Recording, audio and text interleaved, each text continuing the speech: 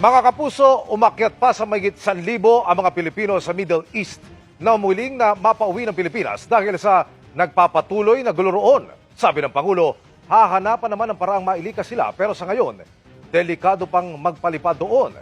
Nakatutok si Ivan Mayrina. Dumagundong sa bahagi ito ng Tehran sa Iran sa lakas ng pagsabog mula sa pag-atake ng pinagsamang puwersa ng Israel at Amerika. Ang gaya nitong pag-atake ang nagtulak sa Iran para gumanti sa Israel at mga kalapit bansa na may mga military base ng Amerika. Ngayon, damay na rin sa nagpapatuloy na sigalot ang ibang bansa kabilang malapit sa Middle East. Tulad ng Pakistan kung saan ipinrotesta ang mga pag-atake.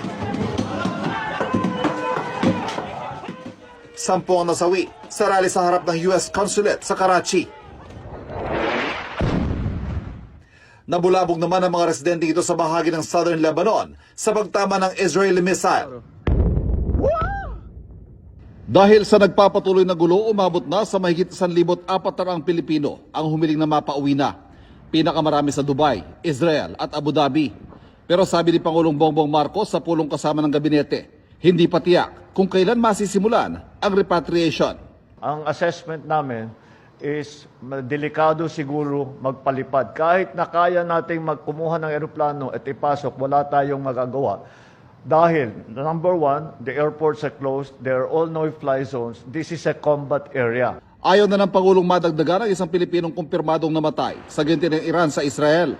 Kaya panawagan ng gobyerno sa mga Pinoy sa Middle East. If you are in a safe place, kung malayo naman kayo, just stay put and be safe.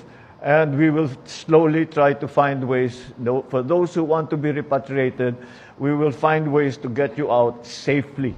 Iginit muli ng Pangulo ang suporta sa mga inataking bansa.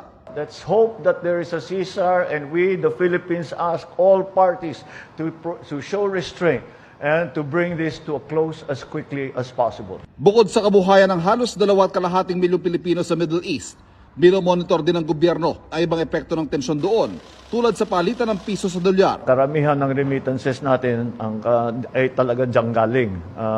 Yan ang pinakamalaking working group natin na nandun. Hindi nila kasama ang pamilya nila kung hindi nagre-remit ng pera dito sa Pilipinas. Kasi kung umakyat ang peso, lumalaki ang remittance. Pero kung bababa naman, ang actual na dolyar na pinapadala dito, edi bababa. Posibleng maapektuhan ang presyo ng mga pangunahing bilihin kung tataas pa ang presyo ng produktong petrolyo. Pero kung seguridad ang usapan, siniguro ng gobyerno na walang direktang epekto sa Pilipinas ang giyera sa Middle East. Itong mga agam-agam na to, ulitin ko, walang basihan.